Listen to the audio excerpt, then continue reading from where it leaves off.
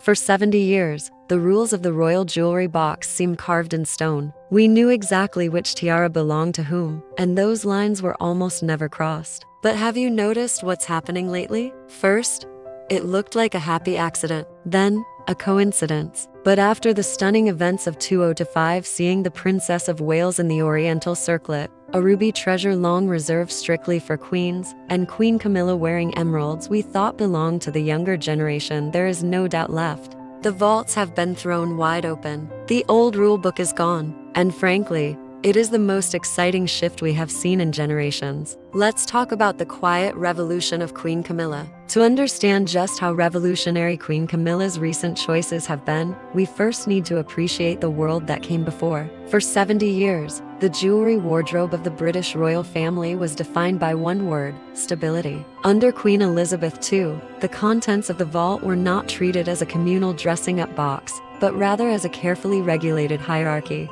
There was a sense of permanence, almost like a uniform. Once a piece was assigned to a royal lady, it effectively became hers, whether for a specific chapter of her life or for decades to come. We saw this clearly with the long-term loan system. A perfect example is the Cartier Halo tiara. It wasn't a piece that bounced around from person to person. Purchased by King George VI in 1936 and given to Queen Elizabeth, later the Queen Mother, it was eventually gifted to Princess Elizabeth for her 18th birthday in 1944. But the future queen never wore it publicly. Instead, it began a very specific journey. It was loaned to her sister, Princess Margaret, who wore it frequently as a young woman. Then, as Margaret moved on to grander pieces, the halo passed to the next generation. Princess Anne wore it as her first tiara in the late 1960s. And once Anne graduated to larger diadems, the halo went back into the dark, unseen for decades, until it reemerged for Catherine Middleton on her wedding day in 2011.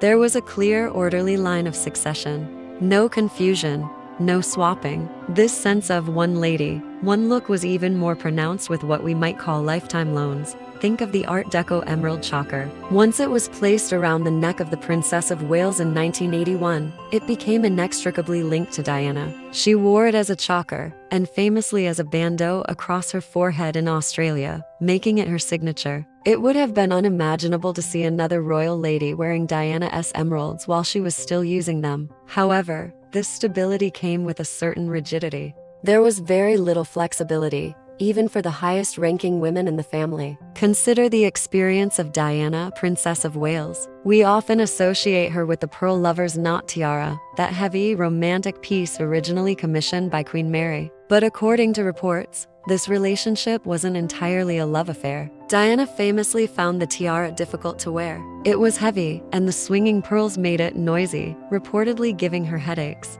Yet, despite being the future queen consort, she wasn't given the keys to the vault to simply pick something lighter or more comfortable. The late queen's approach was discipline. Diana had the lover's knot on loan, and she had her own family's Spencer tiara. Those were her options. The idea of freely rotating through the collection to suit one's mood or comfort level simply wasn't the Elizabethan way. And interestingly, this specific tiara seems to have carried that sense of continuity into the present day. Since 2015, the lover's knot has effectively become Catherine's signature tiara. Even though we are just beginning to witness a new era of sharing and swapping, something we will discuss in more detail shortly. Personally, I find it quite difficult to imagine seeing this particular tiara on anyone else. But I am curious to know what you think. Will the lover's knot remain tacitly reserved for Catherine? Or could we perhaps see it on someone else this very year, maybe on Sophie, or even on Queen Camilla herself? The same logic applies today to the Princess of Wales and the diamond frame earrings.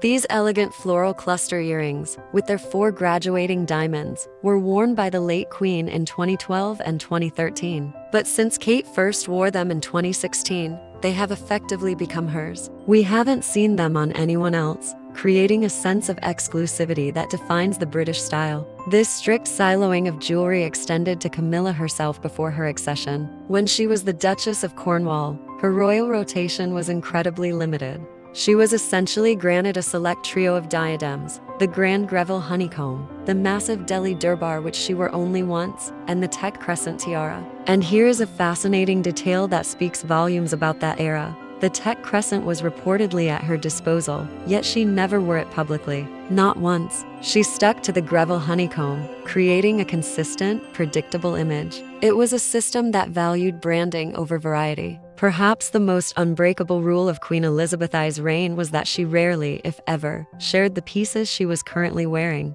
If a jewel was in the Queen's active rotation, it was off limits to everyone else. There were only rare exceptions to this. We saw this, for example, with certain necklaces such as the Diamond King Khalid or King Faisal necklaces, which were occasionally loaned to Diana or Sophie while the Queen still used them. But there was one moment that caused quite a stir among royal watchers. It involved the Edinburgh wedding bracelet. This isn't just any piece of jewelry. It is deeply sentimental.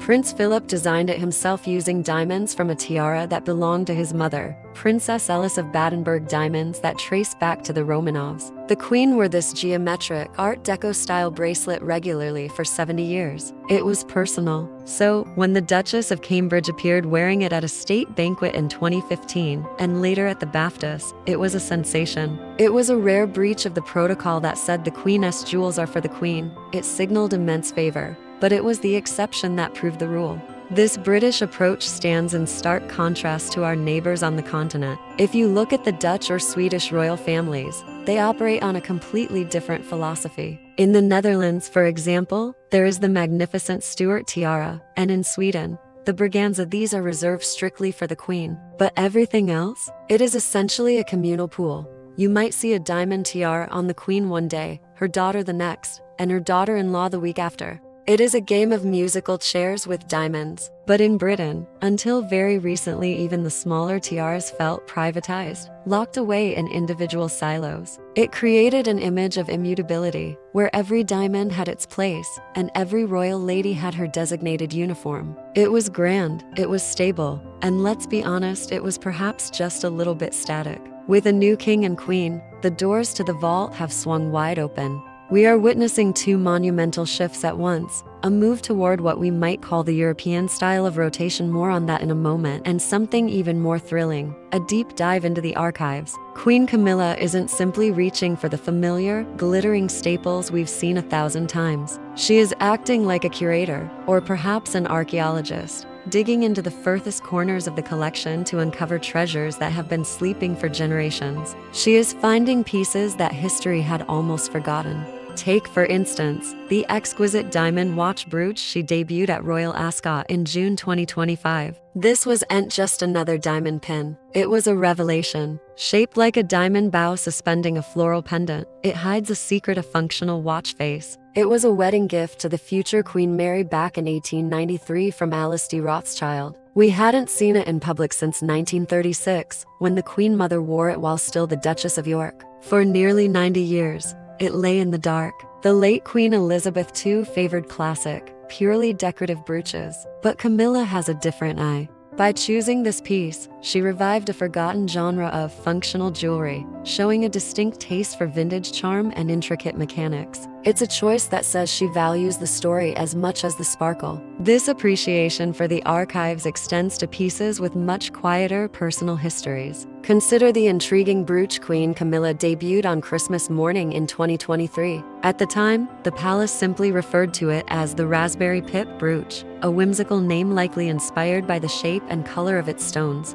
But the jewel is actually a historic cross, and its origins take us back to the king's maternal ancestors. It has been identified as a piece belonging to the Countess of Strathmore, the Queen Mother's own mother. She received it as a wedding gift way back in 1881. For years, the family believed the yellow stones were diamonds. The Countess even described it as her yellow diamond cross in her will when she bequeathed it to her daughter in 1938. However, jewelers who have examined the piece more recently confirmed that the stones are actually yellow topazes. Remarkably, neither the Queen Mother nor Queen Elizabeth II were ever photographed wearing it. It remained hidden for over 80 years until Camilla brought it back to Sandringham. And it wasn't a one-time appearance. Since that debut, it has clearly become a favorite in her rotation. It is a prime example of how she is integrating these forgotten heirlooms into her regular working wardrobe. But perhaps the most spectacular resurrection wasn't worn by Camilla herself, but gifted by her to the Princess of Wales. I am talking, of course, about the Strathmore Rose tiara. For decades, this floral masterpiece was the subject of worried rumors. Had it been broken up? Was it too fragile to wear? After all, it hadn't been seen since the 1930's 90 Years of Silence. It was a wedding gift to the Queen Mother from her father, the Earl of Strathmore, and she loved to wear it low on her forehead in the flapper style of the 1920s. When Catherine stepped out in it for the South Korean state banquet in 2023, it was a sensation. The roses hadn't withered. They had simply been waiting. Its return was a triumphant signal of the new reign's philosophy. The archives are open, the dust covers are off, and nothing is too old or too forgotten to shine again. The surprises didn't end there. In March 2024, Queen Camilla stepped out at the Commonwealth Day service wearing something truly breathtaking, a massive aquamarine brooch set in an upside-down diamond heart. It was a piece of jewelry that commanded attention, but it also sparked a bit of a mystery. Initially, the palace simply stated that it was from the collection of the late Queen Elizabeth II, but there was a problem. No one could find a single photograph of Elizabeth II wearing it. It took the eagle eye of a Norwegian historian, who had access to the royal archives, to solve the puzzle. This wasn't just a Queen Elizabeth piece. It was actually a lost treasure belonging to Queen Alexandra, likely a gift for her 60th birthday way back in 1904. By choosing this brooch, Camilla wasn't just reaching back one generation. She was reviving a legacy that stretched back for generations, bringing a piece of history out of the shadows for the first time in over a century. But perhaps the most dramatic reveal happened at the diplomatic reception in December 2023. Queen Camilla pinned a monumental diamond stomacher to her gown, a cascade of diamonds with intricate tassels that looked like something straight out of the Belle Epoque. The palace confirmed it belonged to the Queen Mother, but here is the fascinating part. There is not a single known photograph of her ever wearing it. Experts suspect this dazzling piece might be part of the legendary Greville bequest, that treasure trove of jewels left to the Queen Mother by the society hostess Margaret Greville in 1942. If so, this stomacher may have been sitting in a vault, unworn and unseen, for over 80 years. To bring out such a significant, heavy piece of history for a modern diplomatic event was a bold statement. It showed us that under Camilla's watch, nothing is too old, too large, or too forgotten to be worn. And sometimes the discoveries are smaller, but just as poignant. During her very first state visit as Queen to Germany in March 2003, Camilla wore a delicate turquoise and diamond flower brooch. It was a modest piece compared to the stomacher, but its history is deeply sentimental. It was originally a confirmation gift, given to the future Queen Elizabeth II by her grandmother Queen Mary in 1942. Think about that date, 1942. It was the height of the war. A young Princess Elizabeth received this token of love for her confirmation, yet surprisingly, she was never once photographed wearing it publicly during her record-breaking reign. For Camilla to find this quiet, unworn treasure and wear it on such a high-profile international stage proves one thing: the inventory she is conducting isn't just a quick glance. It is a total, thoughtful review of every box in the royal attic. She is finding the stories that have been waiting to be told. If finding lost treasures requires the patience of an archaeologist, wearing them takes the eye of a stylist. And in 2025, Queen Camilla proves she has both. While the earlier discoveries were about reviving the past, her recent emerald choices have been about redefining it. She has shown a distinct fearlessness when it comes to difficult stones and, more importantly, a willingness to adapt history to suit herself. The first emerald shockwave came at the diplomatic reception in November 2025. When the doors of Windsor Castle opened, Queen Camilla appeared wearing something truly unexpected: the Greville Emerald Kokoshnik tiara. Until that moment, the public associated this masterpiece almost exclusively with Princess Eugenie, who famously wore it for her wedding in 2018. While the tiara has always remained in the central royal vault, it is highly unusual for a queen to wear a piece so recently branded by a junior royalist wedding. Typically, once a tiara is lent to a granddaughter, it becomes part of her visual signature, and the monarch sticks to pieces with a longer, more regal history. But Camilla flipped the script. By placing this 93-carat emerald on her own head, she reminded everyone that this isn't just Eugenie's wedding tiara. it is a Greville masterpiece of queenly status. She effectively reset the hierarchy of the piece, showing that in the new era, a spectacular jewel can serve both a young bride and the queen herself. But if wearing the tiara was a statement of status, her next move was a statement of style. I am talking about the second Greville emerald necklace.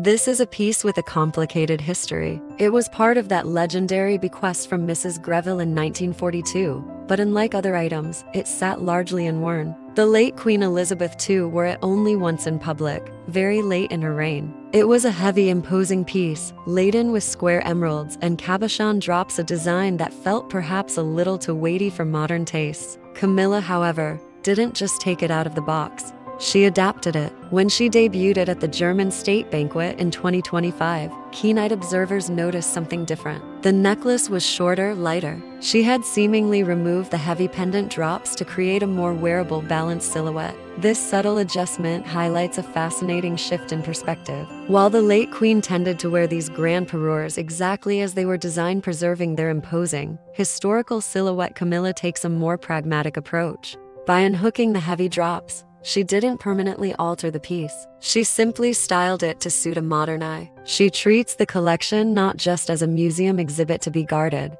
but as a functional wardrobe to be used. And frankly, seeing these emeralds breathe again, in a form that feels fresh and wearable, is far better than letting them slumber in the dark for another century. But while these deep dives into the archive are fascinating, they represent only half of the revolution.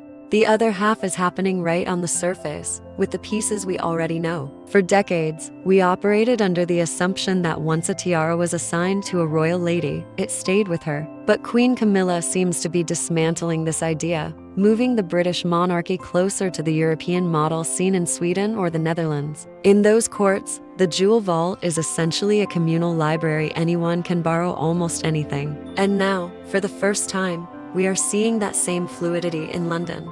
The first clear signal that the old rules were changing came courtesy of the lotus flower tiara. This delicate Egyptian-style piece has a distinct history. Originally created by the Queen Mother from a wedding necklace in the 1920s, it was handed down to Princess Margaret in 1959, just before her marriage. For decades, it was Margaret's piece. After Margaret passed away, many jewel historians feared the tiara had been sold or locked away in her children's private collection. So, it was a sensation when the late Queen Elizabeth II loaned it to the then Duchess of Cambridge in 2013. Seeing Catherine bring this lost tiara back to life was a major moment, and over the years, it seemed to become her designated alternative to the lover's knot. When Catherine wore it again for the diplomatic reception in December 2022, already in her new role as Princess of Wales, it felt like a confirmation of the status quo.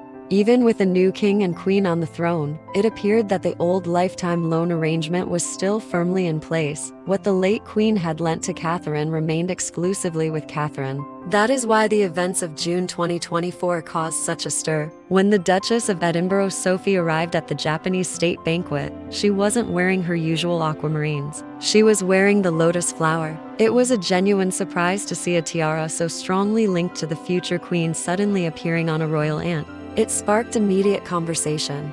Had the rules changed? And there was a tiny technical detail that proved just how spontaneous this loan was. The base of the tiara on Sophie's head was wrapped in dark brown velvet designed to blend into Catherine's brunette hair, which stood out starkly against Sophie's blonde locks. It was as if they had simply plucked it from the princess's shelf and handed it to the Duchess, creating a moment of pure, communal sharing. This spirit of exchange goes both ways, and it involves even grander treasures. We saw this clearly back in 2023, when the Princess of Wales appeared in the official coronation portraits wearing a piece of immense dynastic weight, the George VI festoon necklace. This isn't just a pretty accessory. It is a monumental 3-row diamond masterpiece, commissioned by King George VI in 1950 using 105 heirloom diamonds. It was a favorite of Queen Elizabeth II for her biggest state occasions. Seeing Catherine wear it for the coronation portraits was a significant statement of her elevated status. But then, in June 2024, at that same Japanese state banquet where Sophie wore the lotus flower, Queen Camilla stepped out wearing the very same festoon necklace. It was a subtle but powerful swap. The Princess of Wales wore it for a historic portrait. The Queen wore it for a gala. In the past, such a piece might have been guarded as the exclusive property of the monarch. Now, it flows freely between the two most senior women in the family. It symbolizes not rivalry, but a shared access to the crown's treasures. The personal property signs have seemingly been taken down, and the collection is finally open to all. If the swapping of the lotus flower tiara hinted at a change, the appearance of the aquamarine ribbon tiara confirmed it beyond doubt. This is a piece with a fascinating, slightly mysterious past. It features 5 large aquamarines set in an intricate diamond ribbon design. For decades, it was a bit of a ghost in the royal collection. The late Queen Elizabeth II wore it exactly once in public during a visit to Canada way back in 1970. After that, it vanished. For years, experts whispered that it had been dismantled to supply stones for the Queen's massive Brazilian aquamarine tiara. But then, in 2012, it reappeared on the head of Sophie, then the Countess of Wessex. Sophie wore it frequently to major European events, weddings in Luxembourg and Sweden, and it effectively became her signature gala piece. We grew used to seeing it on her. It felt settled. But in November 2024, at the diplomatic reception, Queen Camilla walked in wearing it. It was a striking moment. Seeing the Queen Consort wearing a tiara that had been the hallmark of a duchess was a complete reversal of the usual visual hierarchy. Typically, queens stick to the biggest, most historically significant pieces, the girls of Great Britain and Ireland, the Greville honeycomb. By choosing this lighter, junior tiara, Camilla sent a message that the old rigid structures are gone. The collection is no longer about rank. It's about the right jewel for the right moment. The barriers are down, and the family is sharing the wealth. And then came the moment that truly redefined everything. The ultimate treasure of the royal collection, the Oriental circlet tiara. This isn't just a tiara. It is a piece of living history, designed by Prince Albert himself in 1853 for his beloved Victoria. Originally, it was set with thousands of diamonds and opals, Albert's favorite stone. But later, Queen Alexandra, who famously considered opals unlucky, had them replaced with Burmese rubies in 1902. For over a century, this tiara carried immense prestige. Upon her death, Queen Victoria designated it an heirloom of the crown, specifically stating it was to be worn by future queens, and historically, that is exactly what happened. It was a favorite of the Queen Mother, who wore it constantly, even into her widowhood. The late Queen Elizabeth II wore it only once, in Malta. It carries the weight of sovereignty in every ruby arch. So, when the Princess of Wales appeared at the German state banquet in December 2025 wearing the Oriental circlet, it was nothing short of a sensation. I have to admit, I always dreamed of seeing Catherine in this piece, but I imagined it would happen years from now, when she was queen herself. To see it on her now, while she is still the Princess of Wales, was a breathtaking surprise. It signaled a level of trust and status that goes beyond anything we saw in the previous reign. And the timing was impeccable. There was a layer of deep historical awareness in this choice. Remember, this tiara was the brainchild of Prince Albert, a German prince. So, it is fitting that Queen Alexandra, the very woman who added those rubies, is believed to have worn this tiara only once, specifically during a state visit to Germany. By selecting this piece for the German state banquet in 2025, the palace was weaving together a century of history. It was a diplomatic tribute to Albert's heritage and a subtle echo of Alexandra's own gesture, a sophisticated wink that only those in the know would catch. Ultimately, this alone is the clearest sign yet that Queen Camilla feels no jealousy over the spotlight. By handing over a tiara of such immense queenly status to the Princess of Wales, she proved that the days of guarding the best jewels for the monarch alone are over. The collection is now a shared legacy, open to whoever can carry it with the right grace. And that, truly, is the new rule. So, what does this remarkable year of surprises ultimately tell us? It suggests that Queen Camilla is a far more adventurous custodian of the crown jewels than perhaps anyone anticipated.